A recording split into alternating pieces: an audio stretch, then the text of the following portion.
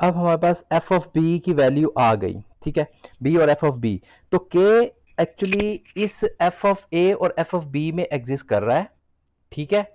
और ये जो के है ना, ये क्या है, ये वैल्यू किस पे आई है, ये ए और बी में एक और रियल नंबर है सी, जिसके करस्पॉन्डिंग इसकी वैल्यू है। इसकी एप्लीकेशन किस हवाले से आप देखें, इस हवाले से देखें ना कि लेट्स सपोज आपके पास ये एक फंक्शन है, उसका कर्व ड्रा कर रहा हूं, ठीक है, ग्राफ ड्रा किया, ठीक है। ए मेरे पास ये वैल्यू है और बी ये है, ठीक है। अब रूट किसी भी फंक्शन का क्या होता है, फंक्शन का रूट क्या होता है, फंक्शन का रूट यही होता है ना कि जहां पे वो number x naught is a root of that f of x, if अगर ये एक्स नॉट इस फंक्शन में सब्स्टिट्यूट करूं तो वो algebraic equation equal to zero आ जाए। तो इसका मतलब है हमारे पास ये के मिल गया, यहां पे के क्या है, के यहां पे हमारे पास क्या है, जीरो, ठीक है। तो अब इस इंटरमीडिएट वैल्यू थ्योरम के मदद से हम ये बता सकते हैं कि अगर हमारे पास f of a and f of b के cross, f of a and f of b की वैल्यू एग्जिस्ट कर रही है, मिसाल के तौर पे अब जीरो कैसे हमें पता चलेगा कि ए एफ ऑफ ए और एफ ऑफ बी के दरमियान है। लेट्स सपोज आप एफ ऑफ ए की वैल्यू फाइंड आउट करें, that will be a negative, ठीक है, और एफ ऑफ बी की वैल्यू फाइंड आउट करें, that will be a positive, क्योंकि ये वाई पॉजिटिव है और ये y आपके पास नेगेटिव है। तो अगर आपके पास f ऑफ a के करस्पॉन्डिंग नेगेटिव वैल्यू है और f ऑफ b के करस्पॉन्डिंग पॉजिटिव वैल्यू है, तो इसका मतलब है कि जीरो तो इन दोनों के दरमियान लाई कर रहा है ना। तो अगर ये लाई कर रहा है तो फिर हमें ये जो f ऑफ c है, f ऑफ c कौन सा होगा, ये जो f ऑफ ये हम ये कह सकते हैं कि there exist a number c in between a and b such that कि that k is equal to f of c। तो कहने का मतलब है कि बाज़ औक़ात होता ही है कि एक फंक्शन है, ठीक है, उस फंक्शन की डोमेन आपको गिवन है, आपको कहा जाता है कि इस डोमेन के अंदर बताएं कि इसका रूट एग्जिस्ट करता है कि नहीं, इसका सॉल्यूशन एग्जिस्ट करता है कि नहीं। तो ये समझना या उसका रूट के बारे में बताना तभी पॉसिबल होगा ना कि एग्जैक्ट हम उसका रूट फाइंड आउट कर लें। लेकिन क्या ही मजा आ जाए कि हम रूट फाइंड किए बगैर ये गैस कर सकें कि इस इंटरवल में रूट एग्जिस्ट करता है कि नहीं, ठीक है। मिसाल के तौर पे अगर आप ये चाहते हैं, ये देखना चाहते हैं कि एक पर्टिकुलर जगह है, ठीक है, उस पर्टिकुलर जगह में हमारे पास कोई फसल काश्त हो सकती है या नहीं हो सकती।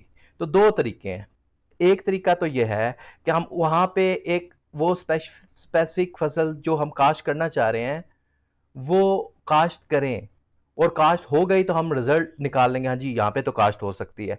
और अगर वो काश्त नहीं हो सकती, नहीं हुई, तो हम ये कह देंगे यहाँ पे ये काश्त नहीं हो सकी, ठीक है। मिसाल के तौर पे पथरीली ज़मीन जब भी होती है तो वहाँ पे आप गंदम काश्त नहीं कर सकते।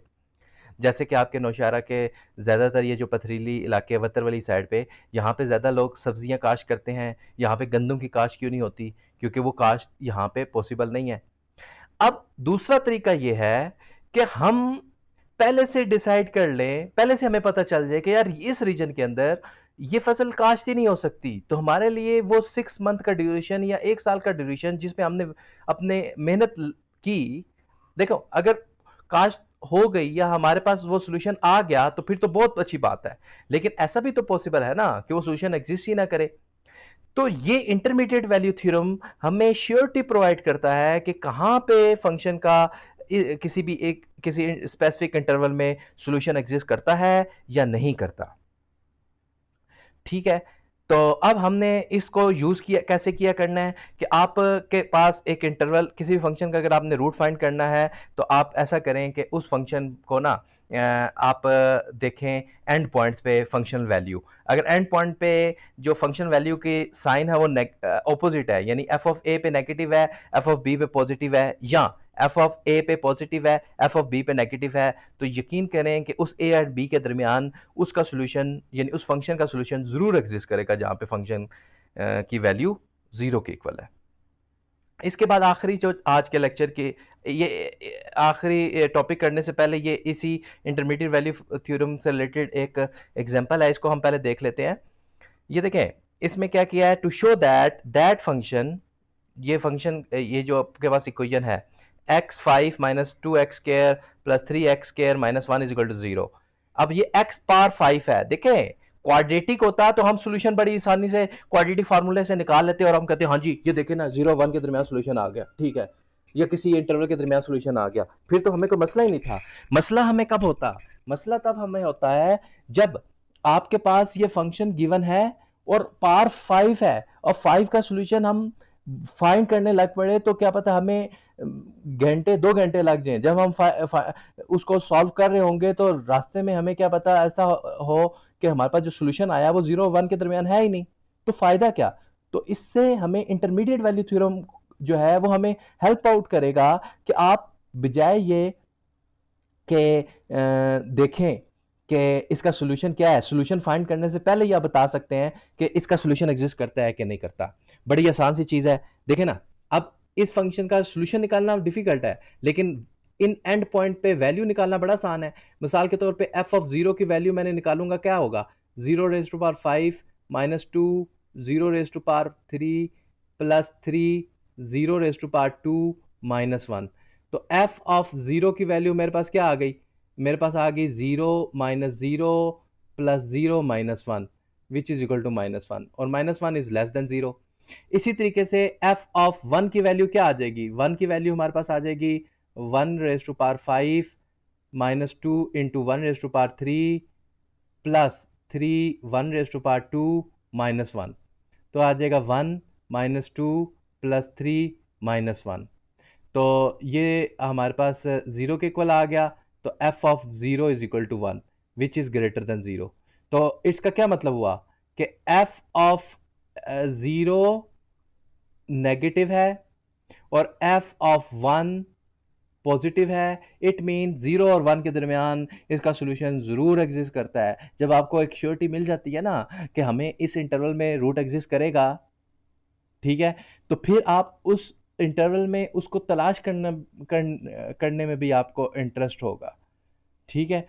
मिसाल के तौर पे अगर आप के घर में आपकी एक कोई कीमती चीज़ मोबाइल फ़ोन ही गिर गया है, ठीक है, और आप उसको तलाश कर रहे हैं, लेकिन आपको ये पता है कि सुबह से लेके शाम तक आप घर से बाहर ही नहीं निकले, तो आपको आप श्योर हैं कि मोबाइल जो जो जहाँ पे भी होगा आपके घर में ही होगा।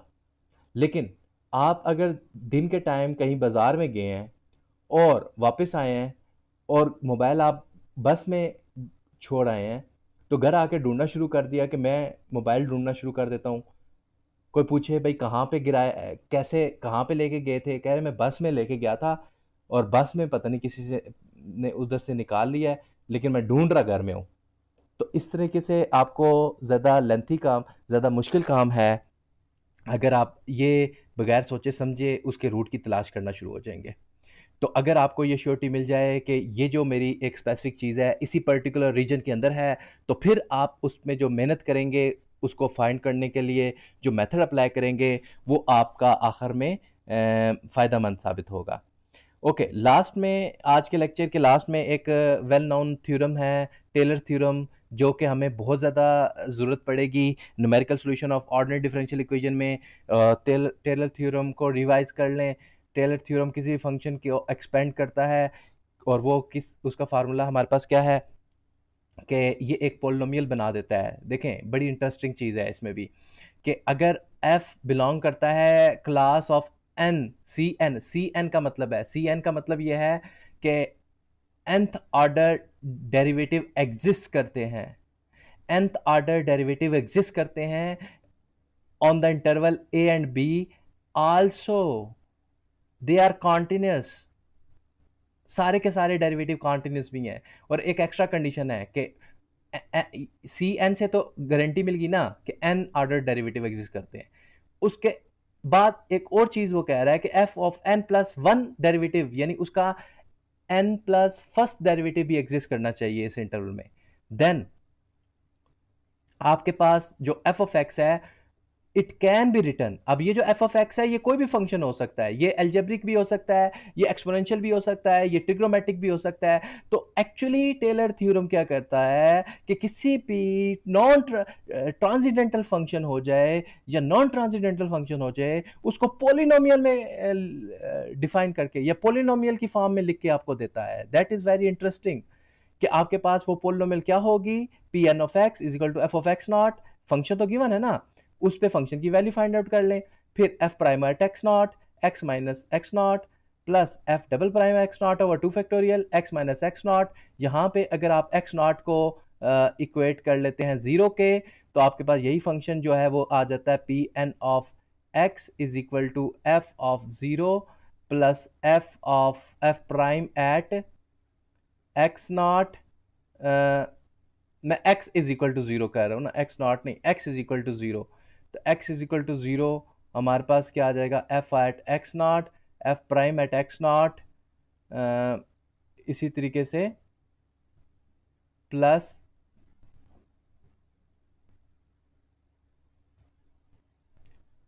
f double prime at x naught over two factorial into x square up to so on. तो ये आपके पास क्या चीज़ बन जाएगी, that is called a Maclaurin series या मैक्लैरन थ्योरम।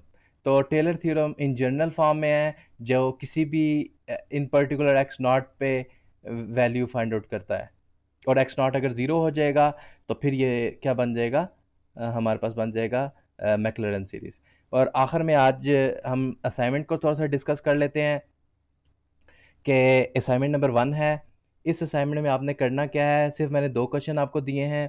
पहले क्वेश्चन के अंदर आपने शो करना है कि at least one solution in a given interval. ये इंटरवल गिवन है 0.2 से 0.3। इस फंक्शन का आप करेंगे क्या, इस फंक्शन का आपने 0.2 पे फंक्शन वैल्यू लेनी है और 0.3 पे लेनी है। अगर 0.3 पे नेगेटिव, 0.2 पे नेगेटिव है, 0.3 पे पॉजिटिव है, या 0.2 पे पॉजिटिव है 0.3 पे नेगेटिव है, तो आप ये कह देंगे कि आपके पास सोल्यूशन एग्जिस्ट करता है इस इंटरवल में। अगर नहीं तो फिर वो एग्जिस्ट नहीं करता। तो इसमें आपने सोल्यूशन फाइंड आउट नहीं करना, बल्कि सिर्फ ये बताना है इंटरमीडिएट वैल्यू थ्योरम की मदद से कि सोल्यूशन एग्जिस्ट करता है कि नहीं। अच्छा, अब यहाँ पे क्वेश्चन नंबर 2 है, show that f prime of x is zero at least once in a given interval. F prime at x is zero कहाँ पे होगा, यहाँ पे हम कौन सा थ्योरम यूज़ करेंगे। हमने पहले रोल्स थ्योरम पढ़ा। रोल्स थ्योरम में हमने क्या डिस्कस किया था कि आपके पास अगर f of a is equal to f of b है, तो there exist a number c in between a and b such that f prime of c is equal to zero. तो यहाँ पे रोल्स थ्योरम यूज़ करें। आप f of zero find करें, f of one find करें, अगर दोनों value बराबर हैं तो शो हो जाएगा कि आपके पास इस फंक्शन का जो है ना, इस फंक्शन में इस फंक्शन का फर्स्ट डेरिवेटिव ज़ीरो है इस इंटरवल में, किसी भी एक जगह पे, ज़ीरो और वन के दरमियान किसी भी एक जगह पे। तो उम्मीद करते हैं कि आपको आज का लेक्चर ये समझ आ गया होगा। अगर किसी किस्म का कोई इशू है तो आप मुझसे वो क्वेश्चन पूछ सकते हैं थ्रू व्हाट्सएप ग्रुप, या आप एलएमएस के थ्रू क्वेश्चन रेज करें, मैं उसका आंसर दूंगा। तो अब हम बाकी अगला काम नेक्स्ट वीक में करेंगे, तब तक के लिए अल्लाह हाफिज़। Thank you very much ji.